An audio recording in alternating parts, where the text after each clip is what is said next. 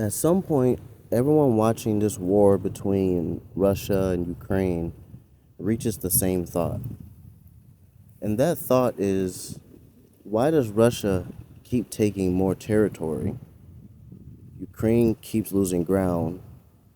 The aid keeps coming in, but it never feels like it's enough. And eventually the question comes, if this continues, doesn't Ukraine just lose the war? And that question is logical, but it assumes this war ends the way wars are supposed to end. And in reality, it doesn't. Because if Ukraine were actually on the edge of total defeat, we wouldn't be watching this slow movement. We'd be watching collapse. And if Russia were truly capable of finishing this war cleanly, we wouldn't still be talking about negotiations or aid packages, elections, or fatigue. The strangest thing about this war isn't that it's violent, which it is. It's that it's stuck. And that's not by accident. That's just the shape of this particular conflict. So when it comes to the Russia-Ukraine war, this is where most people start in their thinking process about it. They say Russia has more people, they have more weapons, they have more capacity, so why not just end the war and get it over with? But the answer just isn't moral restraint, it's constraint. To finish Ukraine, Russia would need to do something extreme. Not just advance, not just pressure. It would need to break the Ukrainian state completely. And that means one of three things: a full occupation of Ukraine, total infrastructure destruction, or societal collapse. One of those three things.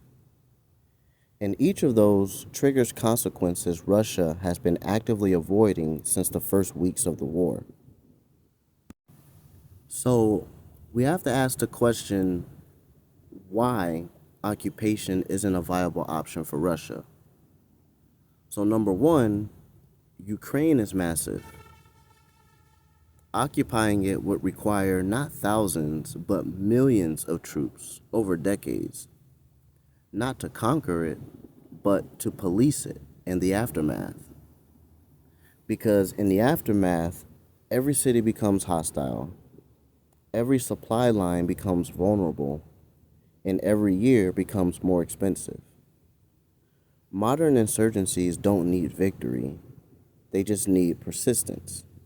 And Russia knows this. Everyone does. So here's the reason why total destruction is off the table for Russia. Flattening Ukraine's cities would invite something Russia does not want to test at all, and that's direct NATO escalation. Even without troops, air defense, intelligence sharing, long-range weapons all expand the moment certain thresholds are crossed. This war is being fought inside invisible guardrails. Cross them, and it stops being manageable. So why hasn't the collapse happened then?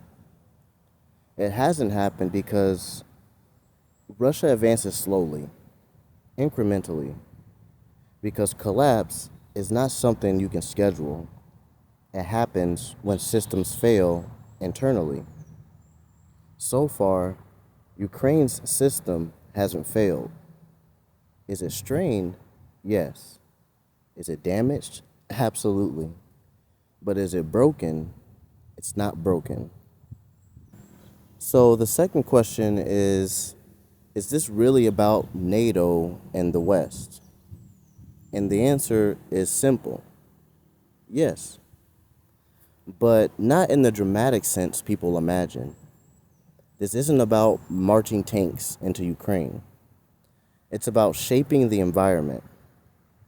What a prolonged war in Ukraine does is it keeps Ukraine unstable, and it makes NATO membership impossible.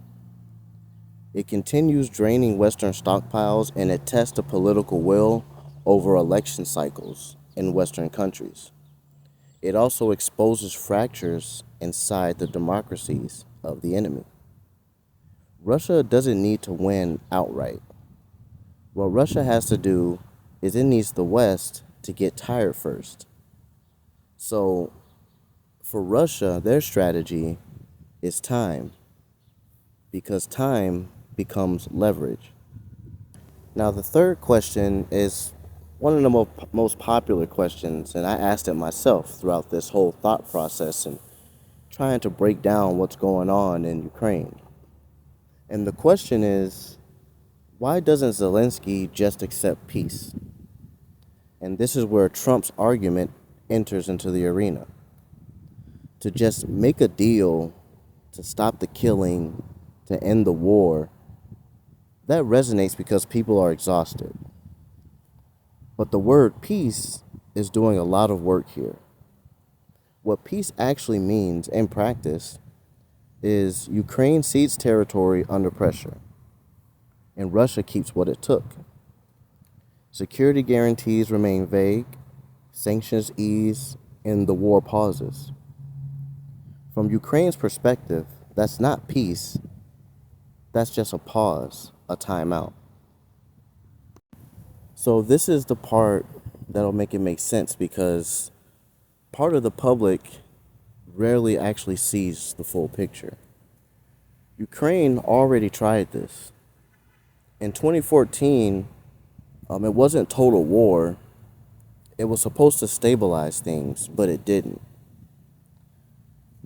From Kyiv's view, which is the capital of Ukraine, accepting a weak deal now guarantees a worse war later. That's not ideology. That's pattern recognition. So here's what's really stopping Zelensky. This is his real constraint. Zelensky does not have the freedom people think he has. If he signs away territory without ironclad guarantees, he likely loses his legitimacy. He risks internal fracture in the country and the political system, and he invites future invasion into Ukraine. This war is not being sustained by one man's pride. It's being sustained by a population that sees surrender as existential. Leaders don't get to outpace their society in wars like this. They just get replaced. So this is why Trump's mindset and how he is looking at the war and framing it matters. Because Trump treats the war like a bad deal. Like a bad deal that's just dragging on too long. In Trump's mind, you cut losses and you just move on. And that logic works in business, but it fails in geopolitics. Because a bad peace doesn't close the file, it sets the precedent. And once borders become negotiable under force, that logic spreads far beyond Ukraine. That's why Western leaders hesitate, even as voters grow impatient. So the fourth question you asked throughout this thought process of trying to break this down is Ukraine actually losing the war? And this is the hardest question, because yes, Ukraine is losing territory, but territory loss does not equal war loss unless it causes systemic failure in Ukraine. Right now, Ukraine is trading space to preserve cohesion. That's a grim strategy, but it's not irrational. Wars like this aren't won by dramatic reversals. They're lost when the center breaks, and that hasn't happened. What collapse would actually look like in Ukraine is it wouldn't be gradual, it would be sudden.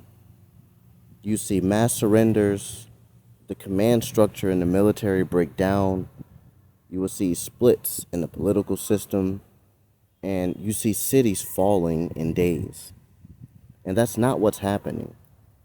What's happening is erosion. and erosion can last a very, very long time. Now, if we change it into the West perspective, this is going to be what's constraining them.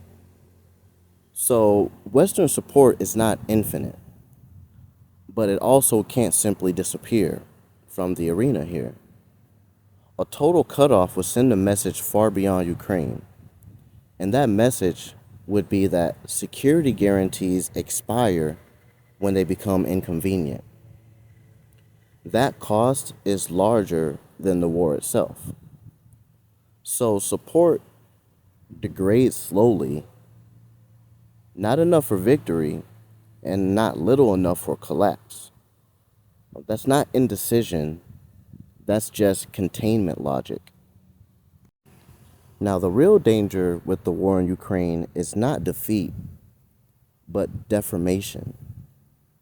Ukraine does not need to lose everything for this war to end badly.